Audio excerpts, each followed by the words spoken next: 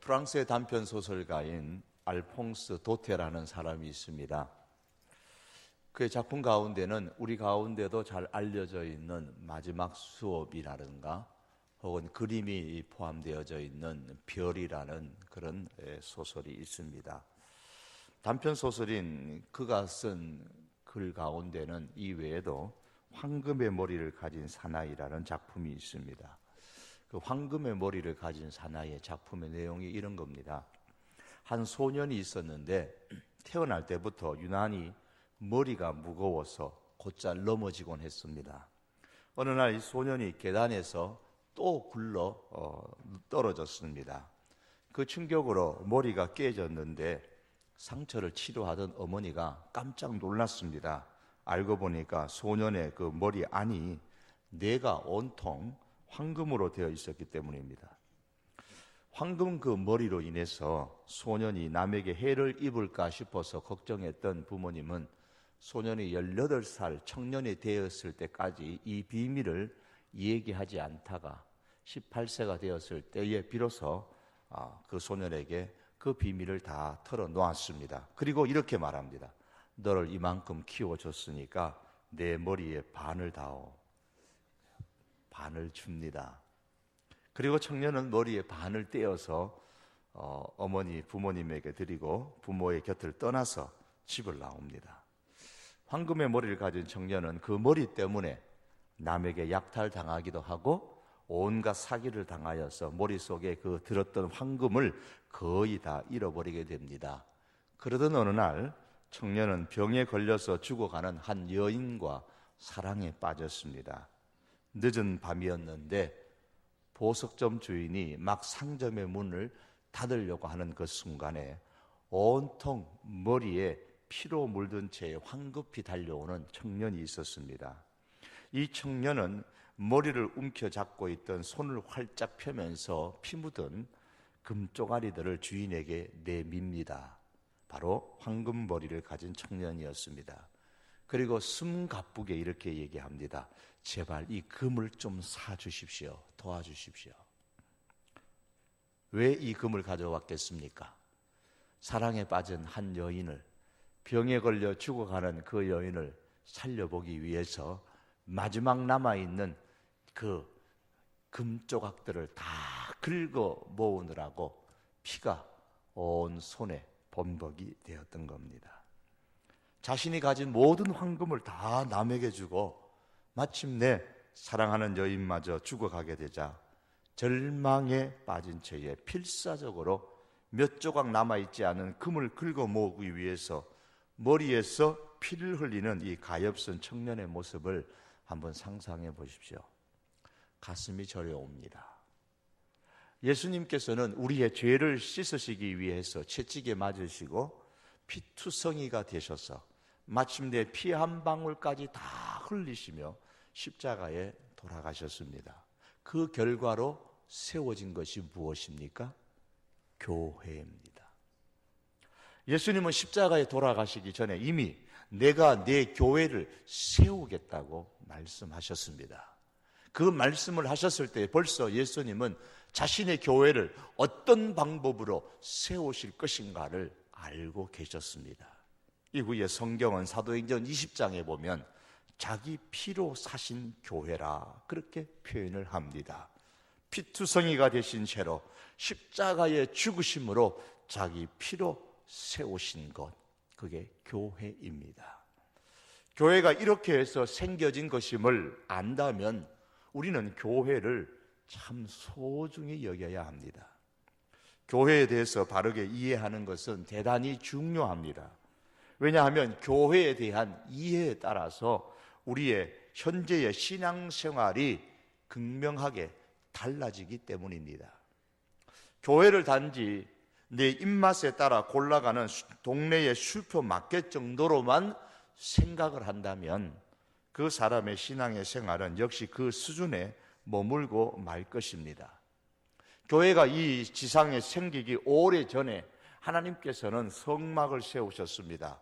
구약의 성막이 현대의 교회와 동일하지는 않지만은 그래도 성막을 세우신 그 하나님의 마음이 가장 잘 드러난 현대의 공동체가 교회입니다. 왜냐하면 성막의 많은 그 상징들이 예수님으로 인해서 성취되어졌고 그 예수님께서 세우신 것이 바로 교회이기 때문입니다. 이를 바로 이해한 사도 바울은 교회를 그리스도의 몸이라고 해석을 하면서 교회는 만물을 다스리시는 하나님께서 충만하게 거하시는 곳이다, 그렇게 설명을 했습니다. 그리고 고린도 교회 교인들을 향해서는 고린도 교회 공동체가 곧 성전이라 그렇게 표현을 했습니다.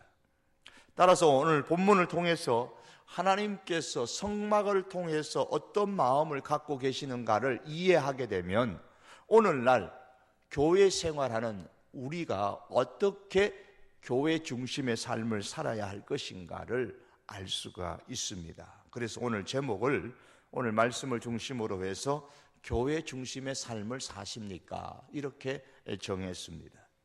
본문 12절의 말씀을 기록하기 전에 11장 26절 이하의 말씀에 보시면 하나님께서 이스라엘 백성들 앞에 복과 저주를 두셨다고 말씀합니다.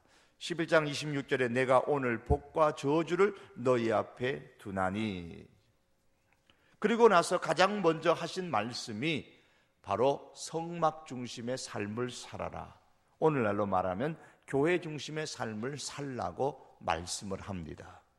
그러므로 교회 중심의 삶은 하나님의 복을 우리 앞에 두는 우리의 선택인 겁니다. 본문의 말씀을 다 하고 난 이후에 12장 28절의 말씀을 한번 보시면은 내가 네게 명령하는 이 모든 말을 너는 듣고 지키라. 내 하나님 여호와의 목전에 선과 의를 행하면 너와 내 후손에게 영구히 복이 있으리라 그랬습니다.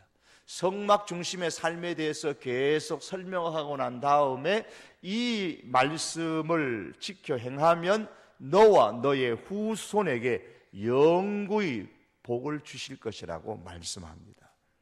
사랑하는 성도 여러분, 교회 중심의 삶은 우리와 우리 자손들이 하나님의 복을 받을 수 있는 탁월한 선택입니다.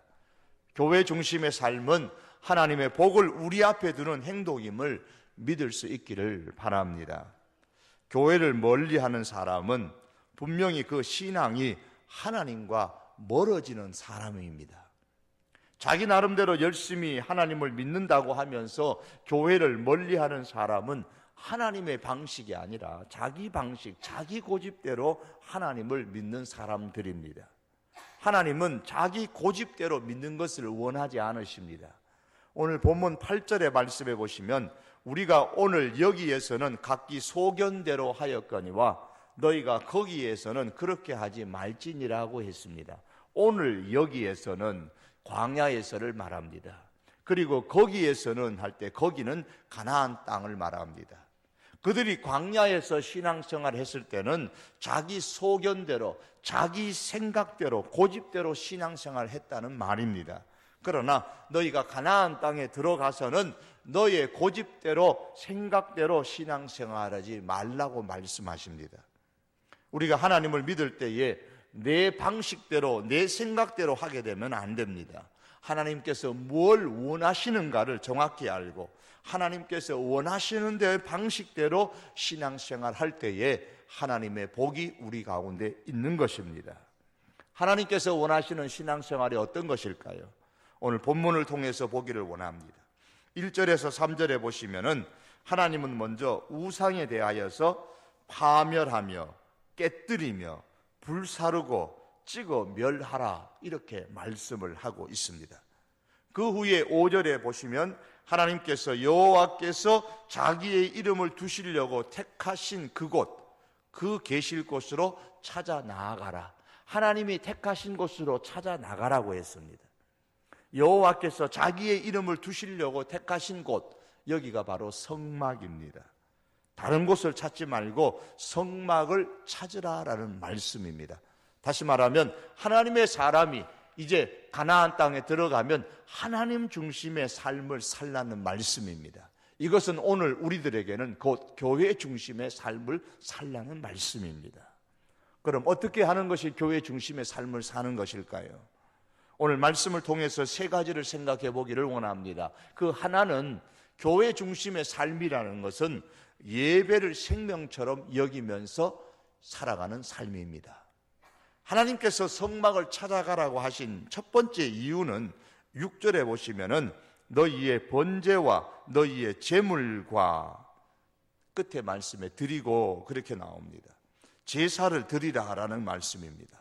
13절과 14절의 말씀을 보시겠습니다. 너는 삼가서 내게 보이는 아무 곳에서나 번제를 드리지 말고 여호와께서 택하실 그곳에서 번제를 드리라, 그렇게 말씀합니다. 하나님은 세상을 창조하신 분이시기 때문에 어느 곳에나 계시는 분입니다. 그럼에도 불구하고 아무 곳에서나 번제를 드리지 말고 특별히 하나님께서 택하신 그 성막에서 번제를 드리라고 하십니다. 그러므로 교회 중심의 삶은 먼저 하나님을 예배하는 신앙으로 살아가는 것입니다. 오늘날도 어느 곳에서나 하나님은 어느 곳에서나 계신 분이기 때문에 우리가 집에서도 예배할 수 있고 가정에서도 예배할 수 있고 들이나 산에서도 예배할 수 있지만 그럼에도 불구하고 하나님께서 택하신 성막에 나와서 구약의 성도들이 예배를 드려야 했다면 오늘 우리들에게도 역시 동일한 이 하나님의 마음을 이해하고 하나님께서 세우신 이 교회 공동체에 함께 모여서 하나님을 예배하는 것은 하나님의 마음입니다. 하나님께서 그 성막에 그렇게 할 때에 강림하시고 그들에게 복을 주실 것이라고 말씀하셨던 것처럼 오늘날 우리가 예배하는 이곳에 하나님께서 강림하시고 복을 주십니다. 존 메가더라는 사람은 오늘날 우리 자신이 성령의 전이기 때문에 어디서나 어느 때나 예배해야 한다고 하면서도 동시에 이 시대에 하나님께서 특별한 하나의 건물을 갖고 계신다고 하셨습니다. 그 특별한 건물은 바로 교회 공동체를 말합니다.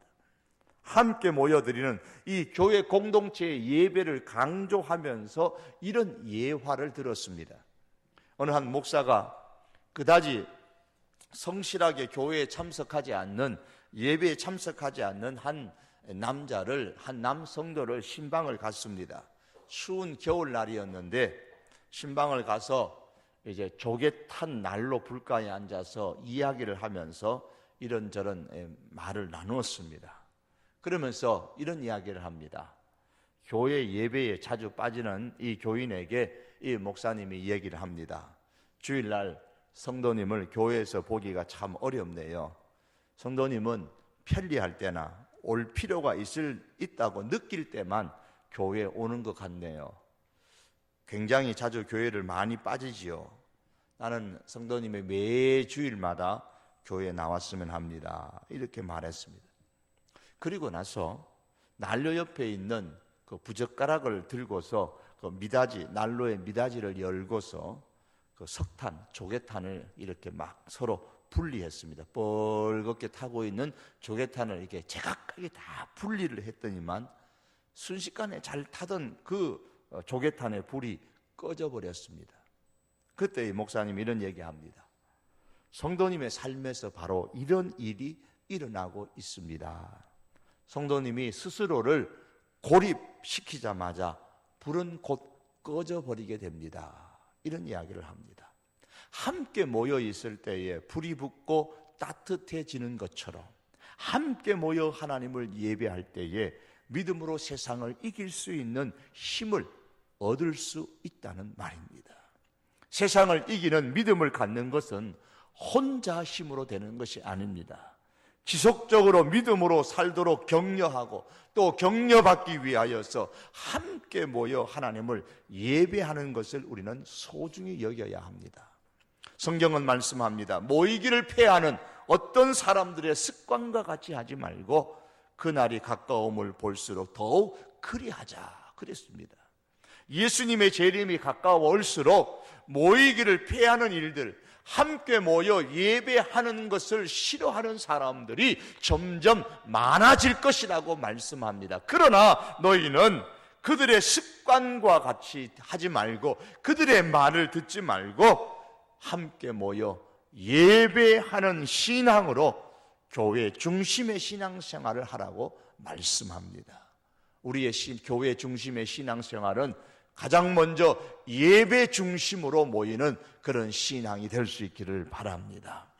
두 번째, 교회 중심의 삶은 빈손으로 하나님께 나오는 신앙으로 살아가는 것이 아닙니다. 신명기 16장 16절의 말씀해 보시면 너희 가운데 모든 남자는 1년에 3번 곧 무교절과 칠칠절과 초막절에 내 하나님 여호와께서 택하신 곳에서 여호와를 배웁되 빈손으로 여호와를 배웁지 말라 그랬습니다. 요즘으로 말하면 부활절과 맥주 감사절과 추수 감사절과 같은 그런 절기에 하나님을 찾아올 때에 빈손으로 오지 말라라는 말씀입니다.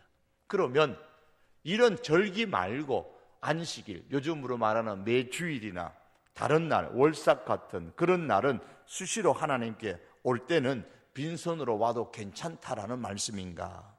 그렇지 않다는 것이 오늘 본문이 말씀합니다. 본문 5절에 보시면 5절 끝에 찾아가서 성막에 찾아가는데 6절에 보시면 어떻게 찾아갈 것을 말씀합니다. 너희의 번제와 너희의 제물과 너희의 11조와 너희 손의 거제와 너희의 서원제와 낙헌 예물과 너희 소와 양의 처음 난 것들을 너희는 그리로 가져다가 드리고 그랬습니다. 11절의 말씀에도 보시면 너희 하나님 여호와께서 자기 이름을 두시려고 택하실 그곳으로 내가 명령한 모든 것을 가지고 가라. 모든 것이 무엇이냐? 번제와 희생과 11조와 거제와 여호와께서 원하시는 모든 아름다운 서원물을 가지고 가라고 말씀합니다. 하나님께서 택하실 그곳 성막으로 갈 때에 하나님께서 명령하는 것들을 가지고 가라고 말씀합니다. 번제와 제물을 드리는 것은 구약의 개념으로 말하면 예배를 드리는 것입니다. 예수님을 믿는 신앙으로 하나님을 예배하라는 겁니다.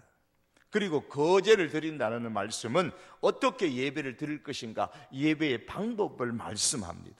그리고 11조와 서원제, 서원제라는 말은 약속 헌금을 말하는 겁니다. 내가 이렇게 하기로 다짐합니다, 결심합니다 라는 약속의 헌금입니다. 오늘날 우리가 드리는 특별의 헌금이나 혹은 선교의 헌금을 작정해서 드리거나 주정의 헌금을 드리는 것들을 말씀합니다. 낙헌 예물이라는 것은 기쁨으로 헌신하여 드리는 예물, 오늘날로 말하면 감사 예물을, 감사 헌금을 말합니다. 이런 것은 하나님께 예배하러 가는 사람의 신앙의 모습을 나타내는 것입니다. 우리 교회가 헌금함을 뒤에 두고서 자발적으로 하는 것은 헌금을 하고 싶은 사람은 하고 하기 싫은 사람은 하지 않아도 좋다는 그런 의미는 아닙니다.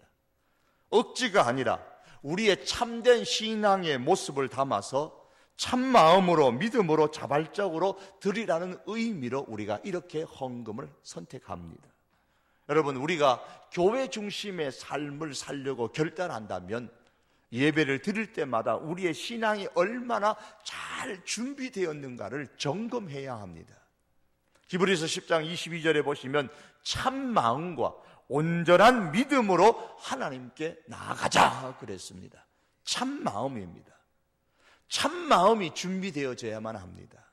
참마음이라는 것은 나뉘어지지 않는 마음입니다. 우리가 하나님 앞에 나올 때에 예배할 때는 우리의 마음이 나뉘어지지 않고 오직 하나님께 집중하며 예배를 드려야 됩니다. 세상에 살아가면서 걱정이 있고 염려가 있고 여러 가지 일이 있더라도 이 예배당에 와서 하나님을 예배할 때는 예배에 집중하고 하나님께 집중하고 은혜를 사모하며 하나님을 예배하는 것이 참 마음으로 하는 것입니다. 그리고 또한 온전한 믿음으로 하나님께 나아가자 그랬습니다. 우리가 하나님께 나올 때 드리는 이 온전한 믿음 속에 우리의 정직한 헌금도 역시 포함되어져 있어야 합니다. 왜냐하면 예수님의 말씀처럼 내 보물이 있는 그곳에 우리의 내 마음도 함께 있기 때문입니다. 우리가 하나님께 드리는 이 헌금은 교회 중심의 신앙의 온전한 믿음의 표현인 것입니다. 우리가 하나님을 예배하기 위하여 나올 때 우리가 드리는 이 헌금 속에도 우리의 참 마음과 온전한 믿음이 담겨 있기를 원합니다. 교회 중심의 삶은 무엇보다 예배를 생명처럼 여기는 삶이요, 교회 중심의 삶은 하나님 앞에 나올 때 우리가 빈손으로 올라오는 것이 아니라 주님 앞에 온전한 마음과 나뉘어지지 않는 참된 믿음을 가지고 나오는 것입니다. 또한 마지막으로 교회 중심의 삶은 성도들과 교제하는 것을 즐거워하는 신앙으로 살아가는 것입니다. 7절 말씀 끝에 보면 너희의 가족이 즐거워할지니라 그랬습니다. 그리고 12절에 보시면 너희와 너희의 자녀와 노비와 함께 여호와 앞에서 즐거워할 것이요 내 성중에 있는 레위인과도 그러할지니라. 즐거워하는데 가족들과 자녀들과 그리고 자기 집에 있는 노비들과 그 성에 머물고 있는 레위인들과 다 함께 즐거워하라고 했습니다. 사람이 다릅니다. 이들의 관계가 다릅니다. 이들의 신분이 다릅니다. 그러나 한 가지 같은 것은 하나님 앞에 함께 즐거워하는 것만은 같아야 합니다. 특별히 노비와 레위인들은 그 당시 고아와 과부와 같이 연약한 사람의 대표 명사와 같습니다. 그러므로 노비와 레위인들과 함께 즐거워하라 하는 이 말씀은 신분에 상관없이 모든 사람들이 다 함께 하나님 앞에서 즐거워하고 그 즐거움에 제외되는 사람이 없도록 하라는 뜻입니다. 그러므로 성막 중심의 삶은, 교회 중심의 삶은 모든 하나님의 백성들이 함께 하나님 앞에서 즐거워하는 신앙으로 살아가는 것입니다. 우리 교회 생활이 그렇게 되기를 원합니다. 여러분, 하나님만을 예배하는 것은 예배의 어떤 면에서는 온전한 예배의 모습이 아닙니다. 거기에 성도들과의 교제 역시 하나님께서 기뻐하시는 예배입니다. 특별히 우리 교회가 가정공동체를 시작했습니다. 바쁜 일터의 일들로 인해서 함께 모일 수 있는 시간이 극히 제한적인 우리의 환경이 있는 것을 압니다. 그럼에도 포기할 수 없는 것은 하나님을 믿는 성도들이 함께 모여 즐거워하는 것입니다. 함께 모여 하나님께서 베풀어 주신 은혜를 기억하고 그 은혜를 함께 나누면서 즐거워해야 합니다. 이런 일들이 우리 교회의 중심 속에서 일어나기를 원하고, 또한 가정 공동체를 중심으로 해서 많이 일어날 수 있기를 원합니다. 사랑하는 성도 여러분, 우리들의 삶의 중심이 교회입니까? 아니면 세상입니까? 허겁지겁 세상에 살아가다가 하루 이 오전에 올라와서 하나님을 예배하는 것으로 우리의 삶의 모든 것이 다 이루어지는 세상 중심의 삶입니까? 아니면 주일에 이 예배가 중심이 되어져서 이 교회의 예배를 중심으로 해서 일주일의 삶을 정리하고 일주일의 삶을 계획하는 그런 교회 중심의 삶입니까? 교회가 우리의 삶의 변두리가 되지 않고 우리의 신앙의 삶의 중심축이 될 수 있기를 바랍니다. 이 주일의 예배를 중심으로 하고 우리 가정교회의 이 공동체를 중심으로 해서 우리의 삶의 모든 일정들이 만들어지고 계획되어질 수 있기를 원합니다. 시편 84편 10절에 보시면 주의 궁정에서 한 날이 다른 곳에서 첫날보다 나은즉 악인의 장막의 거함보다 내 하나님 문지기로 있는 것이 좋사오니 라고 했습니다. 얼마나 오래 사느냐, 그것보다 중요한 것은 어떻게 사느냐입니다. 어디에서 살아가느냐가 더 중요합니다. 우리가 세상에서 살아가는 삶이 우리의 삶의 중심이 아니라 신앙으로 교회를 중심으로 살아가는 삶이 되기를 원합니다. 이야기를 하나 하고서 말씀을 맺기를 원합니다. 모파상의 소설 가운데 목걸이라는 작품이 있습니다. 마틸드라는 여인이 있는데 호화로운 생활을 꿈꾸며 살아가는 여인입니다. 어느 날 그녀의 남편은 말단 직원 공무원인데 두 사람이 장관이 주최하는 파티에 초대를 받았습니다. 남편이 아껴두었던 돈으로 아내에게 옷을 한 벌 사주었습니다. 이제 파티에 입고 갈 옷이었습니다. 그러나 이 마틸드는 아내는 옷에 장식할 보석 하나 없이 파티에 참석할 수 없다고 하면서 친구인 프레스체 부인에게 찾아가서 값비싼 다이아몬드 목걸이를 빌렸습니다. 그리고 그 목걸이를 이제 장식을 하고 파티복을 입고 파티에 참석을 했는데, 파티에 참석한 이 마틸드 부인은 그 누구보다도 아름다웠습니다. 남자들은 누구나 이 마틸드와 춤을 추고 싶어서 안달이었습니다. 새벽녘에 파티가 끝나고 집으로 돌아왔는데 마틸드는 자신의 목에서 그 목걸이가 없어진 것을 발견했습니다. 그 빌려온 다이아몬드 목걸이가 없어진 겁니다. 어쩔 수 없이 이들 부부는 고민 전전긍긍하다가 자신의 전 재산을 다 처분하고 모자라는 돈을 빚을 얻어서 빌렸던 목걸이와 똑같은 물건 다이아몬드를 사서 프레스체 부인에게 돌려주었습니다. 그리고 나서 이 두 사람은 빚을 갚기 위해서 10년이나 갖은 고생을 하게 됩니다.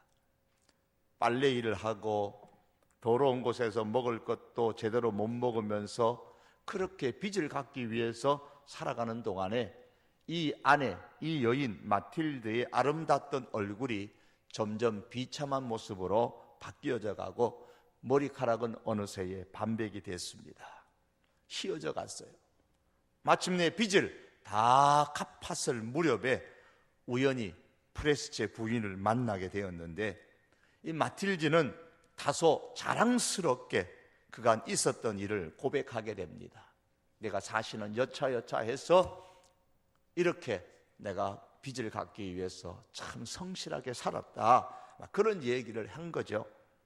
얘기를 다 들은 이 프레스체 부인이 이렇게 말을 합니다. 내게 돌려준 그 목걸이 값을 갚느라고, 그 다이아몬드 값을 갚느라고 10년이나 고생을 했단 말이에요. 아이고, 이를 어째. 마틸드, 그 목걸이는 싸구려 가짜였어요. 예수님이 말씀하십니다. 또 천국은 마치 좋은 진주를 구하는 장사와 같으니 극히 값진 진주 하나를 발견하며 가서 자기의 소유를 다 팔아 그 진주를 사느니라. 여러분, 우리 인생은 마치 예수님의 말씀처럼 좋은 진주 하나, 값비싼 진주 하나를 찾아다니는 사람과 같습니다. 그러나 우리가 찾은 진주는, 우리가 소유하고 있는 진주는 대부분 모파상의 그 소설에 나오는 마틸드, 그가 빌렸던 다이아몬드처럼 가짜입니다. 그 진주는, 그 다이아몬드는 가짜였기에 오히려 진짜보다도 더 화려하고, 하룻밤의 무도회에서는 샹드리아의 불빛 아래서 눈부시게 반짝였던 겁니다. 가짜 목걸이에 몰려드는 인기와 갈채야말로 우리들을 황홀하게 만듭니다. 그러나 그것은 단 하룻밤에 지나지 않는 것입니다. 사랑하는 성도 여러분, 가짜 다이아몬드 목걸이에 취해서, 가짜에 취해서 아름다운 우리의 인생을, 정말 소중한 우리의 인생을 허비하면서 가짜 인생을 살지 않기를 원합니다. 천국이 진짜 다이아몬드예요. 진짜 진주입니다. 천국의 주인공이신 예수님이 진짜 다이아몬드요, 진짜 주인이십니다. 그리고 예수님께서 피로 세우신 예수님의 그 교회가 진짜 진주요, 다이아몬드입니다. 천국과 예수님과 그분이 세우신 교회를 평생토록 가장 소중하게 여길 수 있기를 바랍니다. 가짜 다이아몬드의 값을 갖기 위하여서 평생 아까운 인생을 소비한 그 어리석은 여인과 같은 부부와 같은 그런 인생을 우리가 살지 않기를 참으로 원합니다. 그 어떤 것을 팔아서 희생한다 할지라도 우리는 더 이상 가짜 진주에 속지 말고 가짜 다이아몬드에 속지 말고 진짜 다이아몬드를 위해서 인생을 쓸 수 있는 저와 여러분들이 될 수 있기를 원합니다. 사랑하는 성도 여러분, 교회 중심의 삶은 진짜 다이아몬드를 소유하는 것과 같습니다. 교회 중심의 삶은 예배를 생명처럼 귀하게 여기는 신앙으로 살아가는 것입니다. 교회 중심의 삶은 빈손으로 하나님께 나오지 않는 그런 신앙으로 살아가는 것입니다. 교회 중심의 삶은 성도들과의 교제를 즐거워하는 그런 신앙으로 살아가는 것입니다. 교회 중심의 삶이 되어져서 오늘 28절의 말씀처럼 너와 후손에게 영구히 복이 있으리라, 오늘 이 하나님의 약속의 말씀이 은혜로 여러분과 여러분의 후손들 가운데, 우리들과 우리들의 후손들 가운데 가득 찰 수 있기를 주님의 이름으로 축복합니다. 기도하시겠습니다. 사랑하는 우리 하나님 아버지, 세상 중심에 바쁘게 살아가는 우리의 삶이 되지 않게 하옵소서. 우리가 살기 위하여, 하나님, 우리가 먹고 마시고 거하기 위하여서 우리가 직장을 다니고 사업을 하고, 또 하나님 내 재능을 발휘하고 가치 있는 인생을 위해서 땀 흘려 수고하고 일을 합니다. 그러나 인생의 진짜 다이아몬드는 하나님이요 천국이요 주께서 피로 세우신 교회인 것을 우리가 기억하면서 이것을 얻기 위하여 우리가 교회 중심의 삶을 살 수 있게 하여 주시기를 원합니다. 하나님, 예배를 소중히 여기는 신앙으로 살 수 있게 하시고, 하나님 앞에 올라올 때마다 우리가 빈손이 아니라 온전한 믿음, 참 마음으로 마음을 담는 헌금을 주님 앞에 올려드리게 하시고, 정말 우리 성도들과 교제하는 것을 즐거워하고 기뻐하는 그런 신앙으로 우리가 남은 인생을 살아감으로 우리와 우리 후손이 하나님의 복을 얻을 수 있는 저희들의 은혜로운 삶이 되도록 축복하여 주시옵소서. 하나님, 오늘 이 자리에 예배하는 사랑하는 온 성도들의 삶이 이와 같이 되게 하여 주옵소서. 예수님의 이름으로 기도하옵나이다. 아멘.